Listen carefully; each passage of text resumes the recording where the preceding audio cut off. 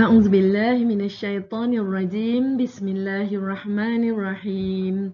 Assalamualaikum warahmatullahi wabarakatuh. Kepada murid-murid ustazah yang dikasihi sekalian, alhamdulillah jumpa lagi kita untuk mata pelajaran pendidikan Islam tahun 6. Belajar bersama Ustazah Rohaizah. Baiklah murid-murid, mari kita teruskan. Tapi sebelum tu, Ustazah doakan semoga semua yang mengikuti pembelajaran kita pada hari ini berada dalam lindungan dan kasih sayang Allah selalu. Sehat walafiat, sentiasa bersemangat untuk menuntut ilmu Allah Subhanahu wa Ta'ala. Baiklah murid-murid, seterusnya mari kita membaca doa bersama-sama, memohon kepada Allah agar segala urusan kita dipermudahkan, diberikan akal yang cerdas untuk menerima ilmu. Okey, semua orang tadah tangan, ikut ustazah. A'udzu billahi minasyaitonir rajim. Bismillahirrahmanirrahim. Allahumma aftah alaina حكمتك وانشر علينا من خزائن رحمتك يا أرحم الراحمين. Wahai Tuhan kami, bukakanlah ke atas kami hikmahmu dan bentangkanlah ke atas kami gedung rahmatmu, wahai Tuhan yang maha pengasih. Rabbi shrah li sadri wa yassir li amri wahlul 'uqdatam min lisani yafqahu qawli. Ya Allah, terangkanlah hatiku, mudahkanlah urusanku, bukakanlah ikatan lidahku, fasihkan tuturku. Amin ya Rabbal Alamin. Alhamdulillah murid-murid, semoga usaha dan apa yang kita buat mendapat keredaan serta berkat daripada Allah. Jom kita tengok. Apa kita nak belajar hari ni? Okey. Wah, macam seronok je kan naik kereta beramai-ramai satu keluarga. Ada ketupat lagi ni Okey. Okey. Ada pemandangan di tepi pantai. Wah, seronok tu. Ada makan-makan. Dan ini gaya nak pergi hiking kan? Nak pergi panjat bukit, panjat gunung. Agak-agak apa pelajaran kita hari ini? Saya yakin mesti murid-murid semua dah dapat membayangkan apa yang kita nak belajar. Ya, itulah dia. Rehlah merehatkan minda. Dah penat-penat kita kan belajar. Mak ayah dah penat-penat bekerja. Ayuh, kita pergi rehlah untuk merehatkan minda kita, insya-Allah.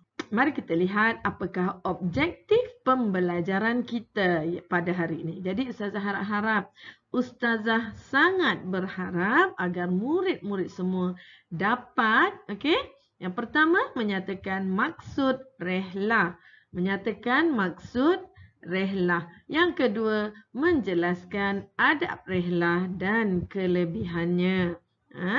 Jadi, bukan saja-saja nak rehlah. Rehlah untuk mendapatkan keberkatan. Seterusnya, maksud rehlah. Okey, maksud rehlah ialah pergi melawat atau berkunjung ke sesuatu tempat. Okey, seperti apa? Melancong, melancong. Banyak tempat naik kapal terbang, okey? Mengembara, menjelajah atau berkhemah. Ini adalah maksud rehlah. Jadi adik-adik, murid-murid semua ingat, rehlah ialah kita pergi melawat atau berkunjung ke sesuatu tempat seperti melancong, mengembara, menjelajah atau berkhemah. Okey, ingat tu? Okey. Seterusnya mari kita lihat dalil. Mari kita lihat dalil rehlah. Okey, di dalam surah Quraisy, surah yang ke-106 di dalam Al-Quran, ayat yang kedua. disebutkan apa dia? A'udzu billahi minasyaitonir rajim. إيلافهم رحلة الشتاء والصيف. Maksudnya yaitu kebiasaan aman tenteram perjalanan mereka menjalankan perniagaan pada musim sejuk ke negeri Yaman dan pada musim panas ke negeri Syam. Jadi kat sinilah dalil rihlah, perjalanan menziarah ataupun menjelajah ke tempat-tempat lain. Jadi murid senang je dia punya dalil surah Quraisy ayat 2. Baik. Mari kita lihat adab rihlah. Okey, murid. Yang pertama, adab rihlah yang pertama ialah mesti pasang niat kerana Allah Ta'ala. Okey? Agar perjalanan kita menjadi ibadah. Contoh kita nak balik kampung. Contoh kita nak ziarah kawan-kawan. Nak ziarah mak ayah. Nak ziarah atuk nenek. Ataupun ke mana sahaja kita nak pergi. Melancong ke? Ke luar negara. Ke mana-mana sahaja. Pasakkan dalam hati. Pasakkan niat kita kerana Allah supaya segala apa yang kita buat menjadi ibadah. Okey, yang kedua, adab yang kedua ialah memulakan perjalanan rihlah dengan menunaikan solat sunat musafir dan berdoa. Memulakan perjalanan rihlah dengan menunaikan solat sunat musafir dan berdoa. Okey. Mari kita lihat murid-murid. Bagaimanakah niat solat sunat musafir? Okey, ini dia. Bismillahirrahmanirrahim. Usalli sunnatas safari raka'ataini lillahi ta'ala. Maksudnya, sahaja aku solat sunat musafir, hendak bermusafir, 2 rakaat kerana Allah Ta'ala. Kita pun buatlah solat tu macam biasa. 2 rakaat. Selepas Al-Fatihah, bacalah apa-apa surah. Yes, 2 rakaat. Dan berdoa. Apa doa yang ada kat sini? Mari kita tengok. Okay. Allahu Akbar, Allahu Akbar, Allahu Akbar. Ni doa nak naik kenderaan selalu kita baca. Subhanalladzi sakhkhara lana hadza wa ma kunna lahu muqrinin wa inna ila rabbina lamunqalibun. Maha suci Tuhan yang telah mempermudahkan kenderaan ini untuk kami. Sedangkan kami sebelum ini tidak mampu menguasainya. Sesungguhnya kepada Tuhan kamilah kami akan kembali.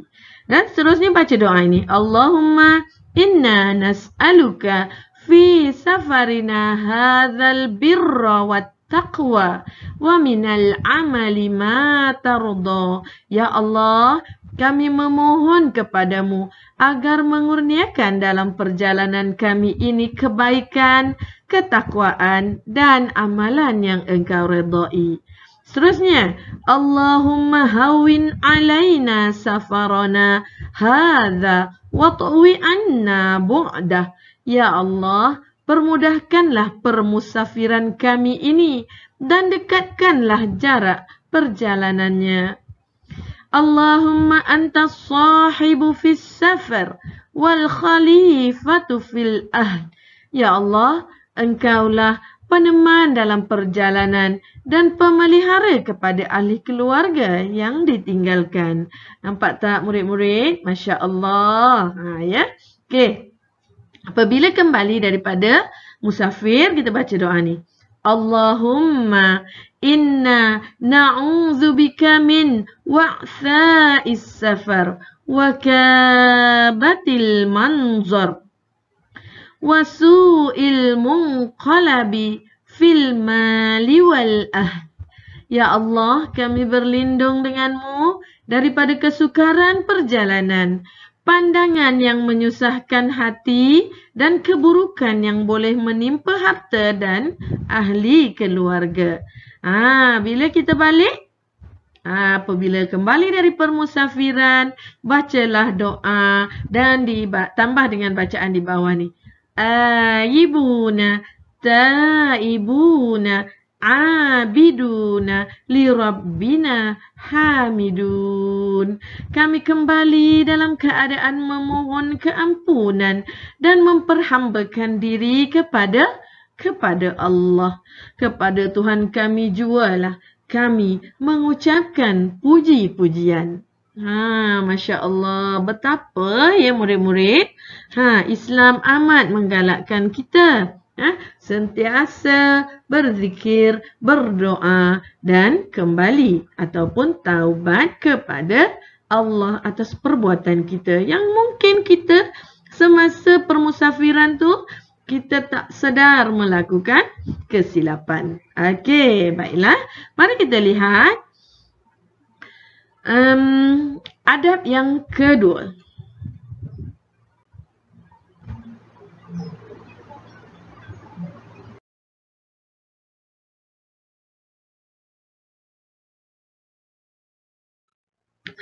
Okey, maafkan Ustazah. Adab yang ketiga, iaitu memilih tempat yang bersesuaian dan tiada unsur larangan Allah.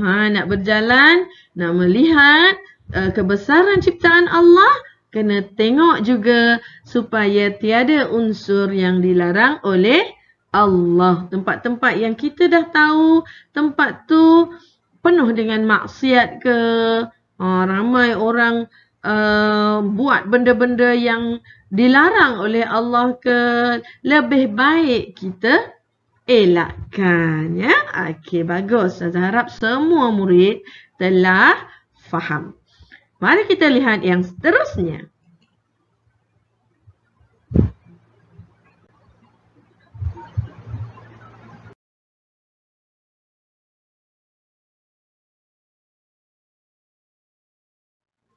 Baiklah, adab rehlah yang keempat ialah menutup aurat dengan sempurna supaya maruah terpelihara. Nak naik gunung, nak panjat gunung, nak apa? Nak kita contoh dekat Bukit Jugra yang dekat je lah kan dengan Ustazah. Dekat Bukit Jugra nak paragliding ke? Boleh, semua boleh. Islam beri kita memilih sukan yang kita suka kan, ataupun kita nak pergi tempat-tempat yang adventure, contohnya kan masuk dalam hutan, tapi dengan syarat menutup aurat supaya maruah terpelihara. Okey, buatlah apa yang kamu suka, tetapi jaga hubungan kita dengan Allah. Kalau Allah kata tutup aurat, wajiblah kita buat. Okey.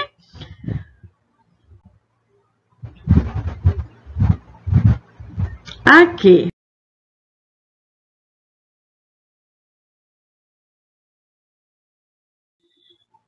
Seterusnya murid-murid, adab yang kelima ialah mendapatkan keizinan ibu bapa. Mak ayah ni syurga kita. Okey, contoh sekolah ke, nak buat lawatan, nak buat lawatan ke mana-mana lah, perkemahan ke, ada surat kan untuk mendapatkan keizinan daripada ibu bapa. Jadi itu wajib, itu penting kerana apa-apa berlaku, ibu bapa kita akan tahu, maklum dan boleh mengambil tindakan yang sewajarnya.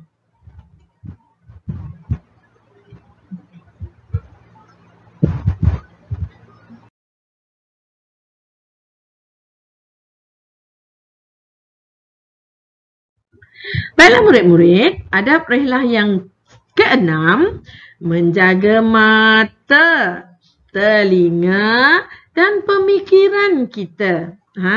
Dengan apa? Dengan mengagungkan keindahan ciptaan Allah. Kita pergilah ke serata dunia.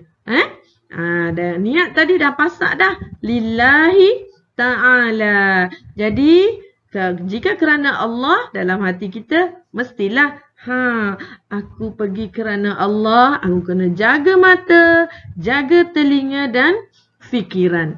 Jaga mata daripada melihat benda-benda, perkara-perkara yang tidak wajar. Orang seksi-seksi, elakkan. Ya. Telinga, elakkan daripada mendengar perkara-perkara yang batil, yang tidak elok. Fikiran, menolak daripada berfikir benda-benda yang negatif. Tapi kita digalakkan mengagungkan. Nampak bangunan tinggi, subhanallah. Pandainya arkitek yang membina atau menciptakan, membuat bangunan tinggi tu. Tetapi maha pandainya Allah yang memberi idea kepada arkitek tersebut. Nampak pemandangan laut yang indah. Bila kita pergi di Malaysia sendiri ataupun di luar negara, banyak pemandangan yang sangat menarik. Jadi kita puji. Macam mana nak puji Allah? Apabila melihat keindahan ciptaan Allah dalam hutan, atas gunung, kan? Kita sebutlah subhanallah, alhamdulillah, Allahu Akbar. Ya Allah, cantiknya pemandangan ni. Ya Allah, tenangnya pemandangan ni. Ya Allah, tenangnya tempat ni. Terima kasih ya Allah. Alhamdulillah. Segala puji buatmu ya Allah, yang menciptakan tempat yang tenang, tempat yang indah, tempat yang selesa.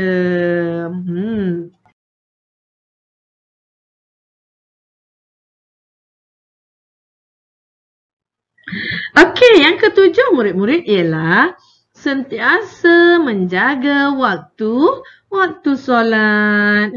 Walaupun musafir, waktu solat wajib dijaga. Solat jangan ditinggalkan.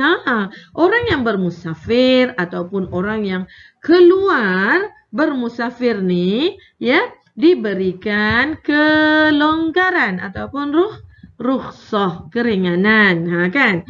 Boleh solat jamak dan qasar. Ingat tu, dah diberi kelonggaran. Insya-Allah semua boleh buat.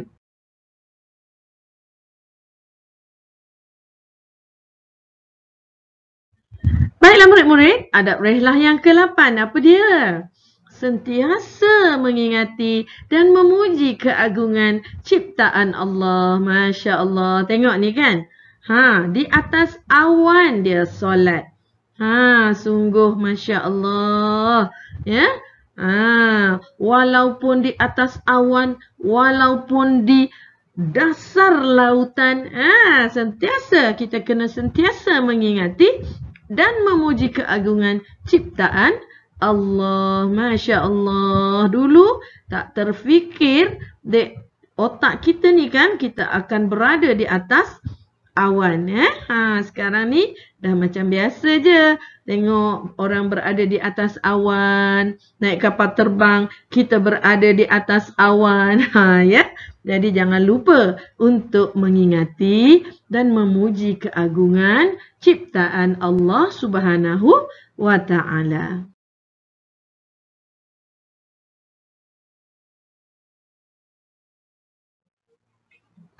Baiklah murid-murid, kita dah tengok tadi ada 8. Okey, ada 8 adab rehlah. Okey, sekarang mari kita lihat kelebihan beradab semasa rehlah. Kelebihan beradab semasa rehlah yang pertama ialah ia dapat menenangkan fikiran kita. Penat-penat dah study, penat-penat dah belajar, mak ayah penat dah bekerja seharian. So, kita pun keluar pergi rehlah, melihat pemandangan yang indah-indah, tinggal sekejap urusan kerja untuk menenangkan fikiran. Pandai semua. Okay, yang kedua, dapat mengenal budaya tempatan.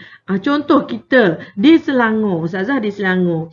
Ustazah pergi ke Terengganu. Ustazah kenal budaya di Terengganu. Dialek ataupun percakapan yang berbeza. Macam Ustazah Jawa.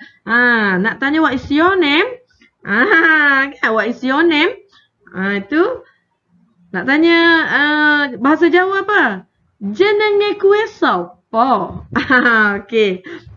Itulah dia kan. Kalau pergi Kelantan, kita tahu orang tanya dengan kita, okey, kita dapat mengenali budaya tempatan. Siapa nak tahu macam mana kecek Kelantan ke? Kena pergilah Kelantan. Okey. Terbaik. Yang ketiga, dapat merangsang minda. Orang sudah duduk rumah tepunya kan. Tepulah kepala otak ni, dah penat dah. Bila kita pergi keluar, kita dapat lihat pemandangan yang cantik-cantik. Kepala kita jadi, otak kita jadi fresh. Otak kita jadi segar semula. Kita pun mulalah berfikir dengan aktif untuk menghasilkan ataupun untuk belajar dengan lebih bersemangat kan. Baik, seterusnya banyak pengalaman.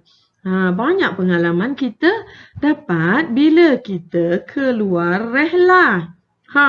Bila kita pergi ke tempat orang lain, kita akan dapat banyak pengetahuan. Itulah dia pengalaman yang tak boleh dibeli. Okey, seterusnya iman dapat ditingkatkan. Kita dah tengok tadi adab kan? Zikir, kita selalu ingat Allah. Solat jangan dilupakan. Dan macam-macam lagi. Bila kita lihat bangunan tinggi, kita ingat maha tingginya Allah. Bila kita tengok orang susah, kita tengok sangatlah Allah ini, sangat agungnya Allah menciptakan orang susah. Ada dia punya peranan dia, orang kaya ada peranannya. Jadi iman dapat ditingkatkan. Dan yang terakhir, mari kita tengok maruah diri dapat dipertahankan. Macam mana?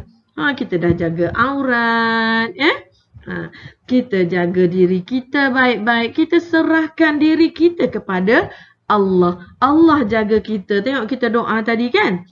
Allah, kita minta Allah jaga kita. Kita jaga diri kita dan kita minta Allah jaga diri kita. Jadi dalam secara tak langsung maruah diri kita dapat dipertahankan. Okey, boleh dapat semua? Adab dan kelebihan beradab semasa rehlah. Jadi murid-murid,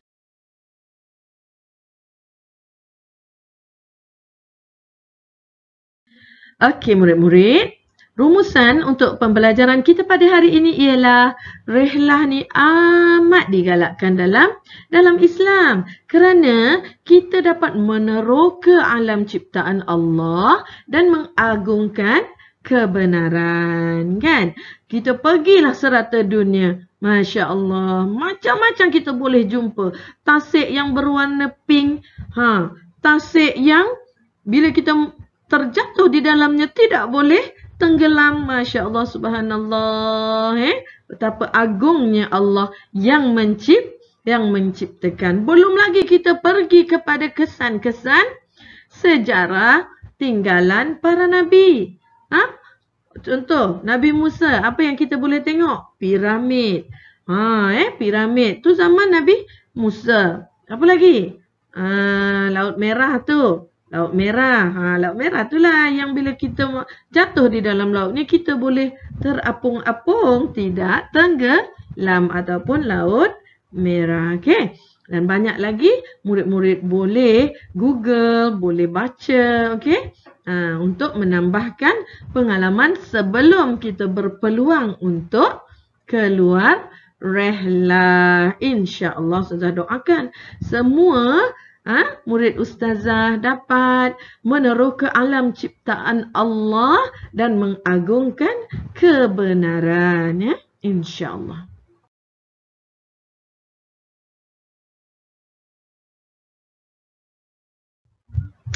Baiklah murid-murid, setakat ini dulu pembelajaran kita untuk hari ini. Ustazah doakan semoga semua murid tak kira di mana beroleh kefahaman, mudah nak faham apa yang cikgu-cikgu ajar, mudah nak dapat ilmu, mudah nak amalkan. Okey? Nah, rajin-rajin belajar, ya. Dan jangan lupa sebar-sebarkan pembelajaran ini kepada kawan-kawan yang lain. Semoga manfaatnya dapat kepada semua orang. Ustazah mohon maaf andai ada tersilap perkataan, terkasar bahasa. Jangan lupa like, share dan subscribe video-video pendidikan yang lain. Terima kasih murid-murid. Jumpa lagi. Assalamualaikum warahmatullahi wabarakatuh.